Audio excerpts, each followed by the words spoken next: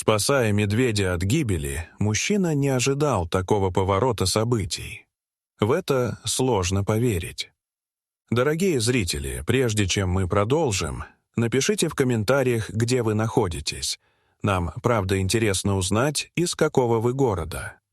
Приятного просмотра. Вера Николаевна давно собиралась сходить в лес за грибами. Стояла поздняя осень, но погода все еще радовала неожиданным теплом.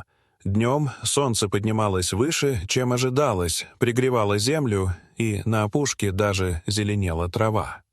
Женщина надеялась найти хоть немного даров природы. Идти одной ей не хотелось, поэтому она позвала с собой мужа, Ивана Петровича. Муж согласился неохотно.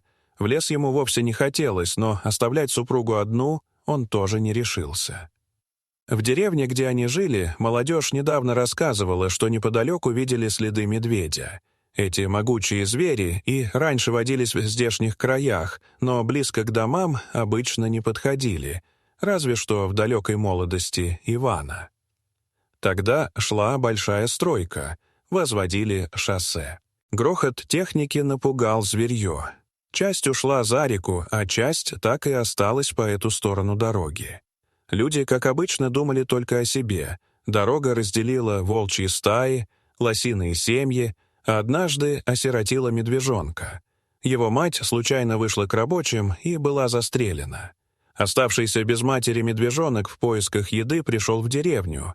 Его поймали и увезли в зоопарк. С тех пор жизнь в лесах более-менее наладилась.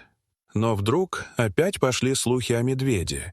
И вот теперь Вера рвалась в чащу за грибами, а Иван, ворча, брел следом. Он все оглядывался по сторонам, прислушивался к каждому треску ветки и сердито приговаривал.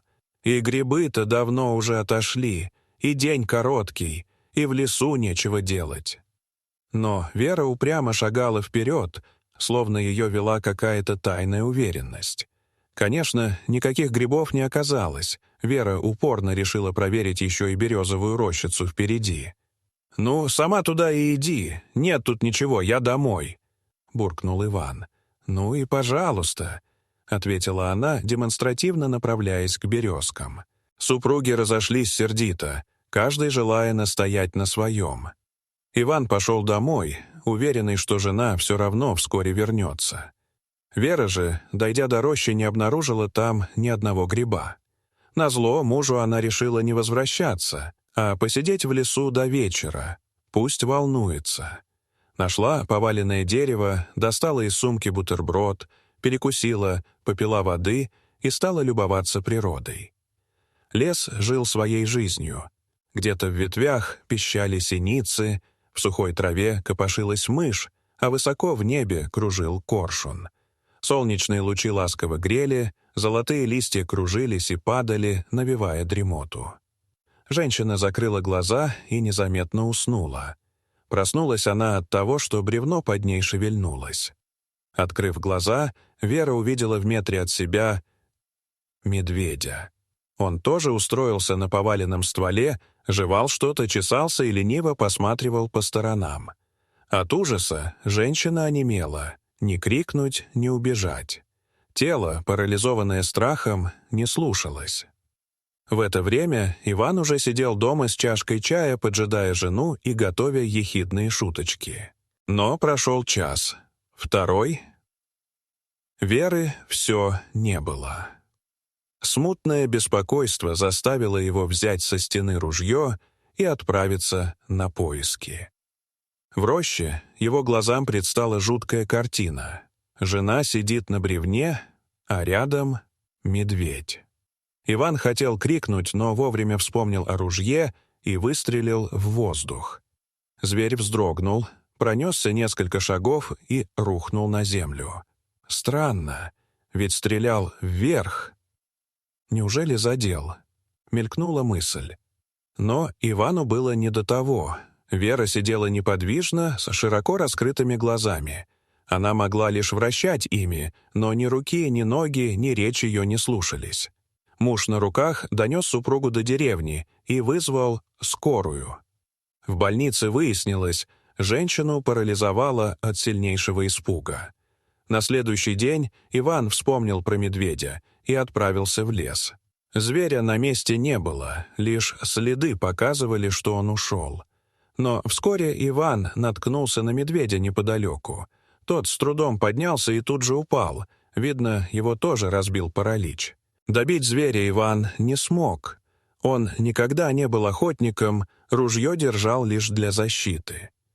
Вместо этого он вернулся в деревню за телегой, веревками и привез Косолапова к себе во двор. С тех пор стал его кормить, ухаживать, делал массаж лап, даже давал те же лекарства, что выписывали жене. Постепенно медведь привык к человеку, перестал пугаться каждого шороха и смотрел на Ивана почти с доверием.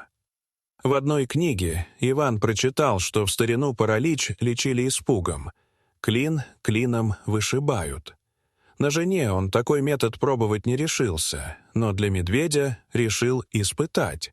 Когда зверь окреп, Иван вывез его в лес, выстрелил над ухом, и медведь, вздрогнув, встал на все 4 лапы и умчался прочь. «Хорошо бы не парализовало снова», — подумал мужчина. Позже он рассказал жене о всей истории.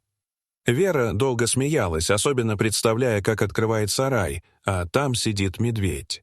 Ей казалось невероятным, что суровый и всегда ворчливый Иван способен на такую заботу о диком звере. И чем больше она думала об этом, тем сильнее менялось ее отношение к мужу. За внешней суровостью скрывалась мягкая душа. Прошло время. Иван еще несколько раз ходил в лес, ища своего пациента, но не встречал. Он уже решил, что зверь благополучно ушел зимовать. Но в конце ноября, когда медведи должны были лечь в берлогу, с Иваном случилось другое происшествие. В лесу дорогу ему преградил огромный кабан. Зверь топтал землю, фыркал и собирался броситься. Иван в ужасе прижался к дереву, забыв про ружье. Кабан уже ринулся. И вдруг раздался громкий рык. На поляну выскочил медведь. Тот самый, которого Иван когда-то вылечил. Медведь вступил в схватку с кабаном, наносил лапами мощные удары, пока противник не сдался и не убежал в лес. Иван стоял как вкопанный. Медведь же спокойно подошел к нему, ткнулся мордой в руку. Мужчина узнал своего больного. Он потрепал его за уши, погладил по морде, словно старые друзья встретились после долгой разлуки. Зверь словно говорил: «Ты не бросил меня тогда, и я не оставил тебя сейчас». После короткого прощания они разошлись, каждый пошел своей дорогой. Иван решил не рассказать жене о встрече, чтобы не тревожить ее.